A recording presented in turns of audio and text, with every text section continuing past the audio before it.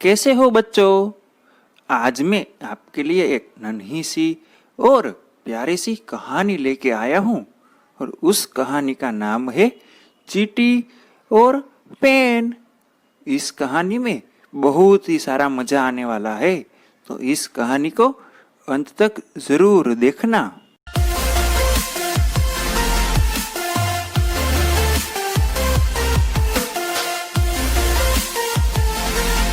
एक दिन की बात है, एक चींटी घर में इधर उधर चारों दिशा में घूम रही थी और उतने में ही उसने एक कागज देखा और उसके ऊपर वो चलने लगी। उतना ही नहीं, साथों साथ उसने क्या देखा, एक नन्ही सी सुंदर सी पेन को कागज पर काली लकीरें बनाते हुए देखकर चींटी चिल्लाई, क्या गजब की चीज है, उसकी जिंदगी कितनी मुक्त है। पेन कितनी तेजी से और ऊर्जा से सुंदर कागज पर अक्षर लिख रही है। यह मेहनत तो दुनिया की सारी चींटियां के श्रम के बराबर है। पेन कितने सुंदर अक्षर बना रही थी।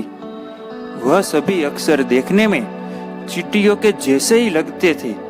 केवल एक चींटी नहीं, बल्कि लाखों करोड़ों चींटियां इधर उधर दौड़ रही हो ऐसा लग रहा था। पेन को देखकर चींटी इतनी आनंद में आ गई, इतनी आनंद में आ गई कि यह खबर बाकी चींटियों तक पहुंचाने के लिए फिर से इधर उधर दौड़ने लगी। जो चींटी सामने मिली उसे यह बात की खबर देती गई और आगे बढ़ती गई। दूसरी चींटी ने भी पेन से बनी काली लकीरों को देखकर वो भी इतनी आनंद में आ गई कि पहली चींटी को बधाई देने लगी। और वहां पर तीसरी चींटी आ पहुंची और उसने देखा और बोली, तुम दोनों तो बुद्धू हो, तुमने अपना दिमाग लगाया ही नहीं, जांच पहचान की ही नहीं। अब तुम्हें मैं मेरा दिमाग लगा के दिखाती हूँ और मैं मेरे हिसाब से जांच पहचान करती हूँ।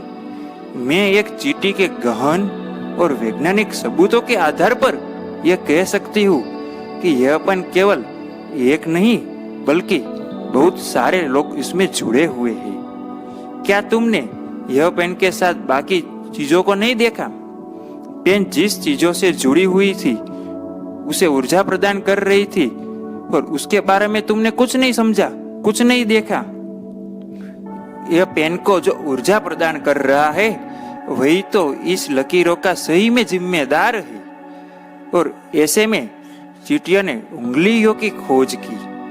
उतना ही नहीं, एक नहीं बल्कि बहुत सारी चींटियां वहां पर आ पहुंची और उसने खोज की, आगे बढ़ाई और उंगलियों पर चढ़ने लगी और घूमने लगी, नाचने लगी। और साथों साथ उसने एक हथेली की खोज की और देखा कि उंगलियां तो कहीं सारी हथेलियों के साथ जुड़ी हुई है। इतना ही नहीं, लेकिन हथेलियों पर वो नाचने लगी, घूमने लगी, आगे बढ़ने लगी और देखा कि हथेली तो एक लंबे से हाथ के साथ जुड़ा हुआ था। हाथ कंधे से जुड़ा हुआ था और हाथ एक नहीं बल्कि दो दो थे।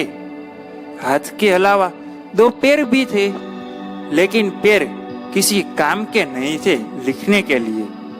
और अब पेन में क्या लिखा है वो समझने के लिए सारी चींटियां मिलकर समझने के लिए लग गई।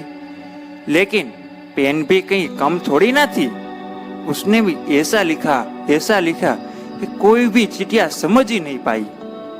और इसीलिए तो आप चींटियों को कोई भी अक्षर पढ़ने या फिर लिखने के लिए कहोगे तो चींटियां आपकी ओर सिर्फ घूमेंगी और आपसे कहेगी कि आप चींटियों को शोध के बारे में कुछ नहीं समझोगे।